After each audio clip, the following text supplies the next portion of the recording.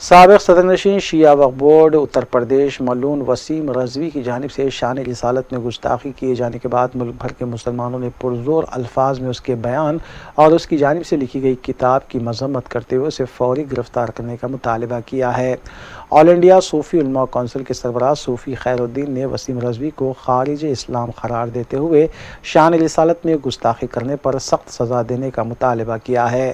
اسی طرز پر سینئر صحافی سید علی حیدر رضوی نے کہا ہے کہ فرقہ پرست طاقتوں اور مسلم دشمن عناصر کے اعلی کار کے طور پر کام کرنے والے ملعون اور گستاخ وسیم رضوی کے خلاف قانونی کارروائی ہونی چاہیے۔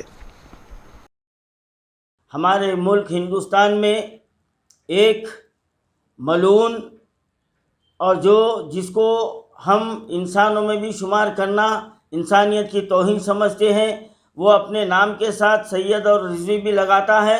یہ سراسر دھوکہ ہے، فریب ہے۔ سرے سے وہ پہلے مسلمان ہی نہیں ہے، اب وہ نامعلوم وہ کون سی نسل کا ہے اور کس کی نسل کا ہے۔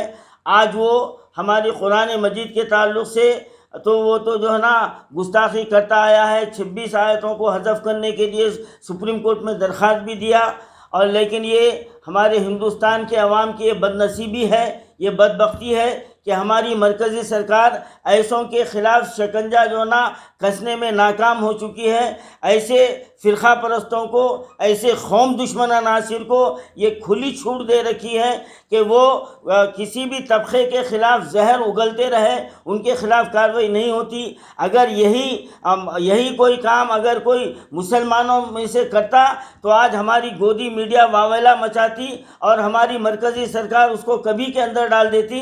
لیکن ایک بدبخت ہے جس کو پسے پشت دہشت گردوں کا، میں یہ کہوں کہ ہندو دہشت گردوں کا، کہ اس کو سپورٹ حاصل ہے، اور اس نے اسی بھروسے کے اوپر مسلمانوں کے اوپر ایک کے بعد دیگر اس کے اوپر حملے کرتا جا رہا ہے۔ لیکن ہماری مرکزی حکومت تماشائی بنی ہوئی ہے، اور چند فرقہ پرست قوم دشمن عناصر اس کا ساتھ دے رہے ہیں اور اس کی مدد کر رہے ہیں۔ یہ ہماری ہندوستان کی جمہوریت کے لیے ایک بہت بڑا بدنما داغ ہے، اور یہ ساری دنیا میں ہمارے ہندوستان کی شبیہ متاثر ہو رہی ہے، اور ہم بدنام ہو رہے ہیں کہ ایک ہندوستان ہمارا ایک جمہوری ملک ہے، ایک سیکولر ملک ہے، اور یہاں پر ہر مذہب اور فرقے کے لوگ رہتے ہیں، اور یہاں کا آئین ہم کو اپنی زندگی اور اپنے مذہب پر چلنے کے لیے کھلی ہم کو آزادی دیا ہے۔ لیکن اس کے باوجود بھی یہ عناصر سر ابھارے ہوئے ہیں، اور ہماری مرکزی حکومت تماشا دیکھ رہی ہے۔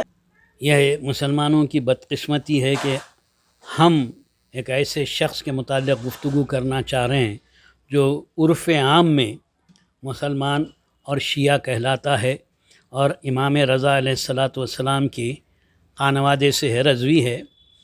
میں بھی رضوی ہوں اتفاق سے، مگر مجھے روحانی تکلیف ہوتی ہے جب اس کے بیانات اور سرگرمیوں کو دیکھتا ہوں، تو ایسا معلوم ہوتا ہے کہ یہ غلطی سے مسلمانوں کے گھر میں پیدا ہو گیا۔ اس سے تو کسی RSS کے نیتا کے گھر میں، BJP کے نیتا کے گھر میں، بجرنگ دل یا دوسری ایسی تنظیموں کے گھروں میں جنم لینا چاہیے تھا، پیدا ہونا چاہیے تھا۔ ہم مسلمان ہوتے ہوئے ایک مسلمان کے بارے میں بولنا پڑ رہا ہے، اس لیے کہ سب میں اہم چیز مسلمان کے لیے اس کا دین ہوتا ہے، اور جو دین اسلام ہے، وہ دین اسلام میں وہی مسلمان ہے جو اسلام پر عمل کرتا ہے۔ فاسق، فاجر، یہ لوگ مسلمان کہلاتے ہیں، لیکن اللہ کی نظر میں یہ فاسق ہیں، فاجر ہیں، منافق ہیں۔ اب آپ نسیم رضوی کو ان تمام کیٹیگری میں رکھ سکتے ہیں۔ یہ منافق بھی ہے، اور فاسق و فاجر بھی ہے، کاذب بھی ہے، سنیں، اور یہ دین سے پھر گیا ہے، ملحد ہو چکا ہے۔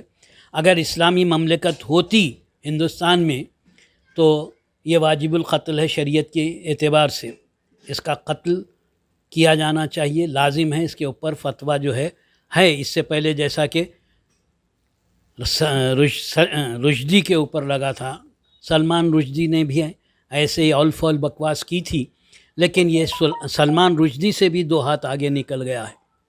सलमान रुश्दी हुजूर के ताल्लुक़ से, हज़रत ईसा अलैहिस्सलाम के ताल्लुक़ से, दिगर पैगंबरों के ताल्लुक़ से जो है गलत सलत बका।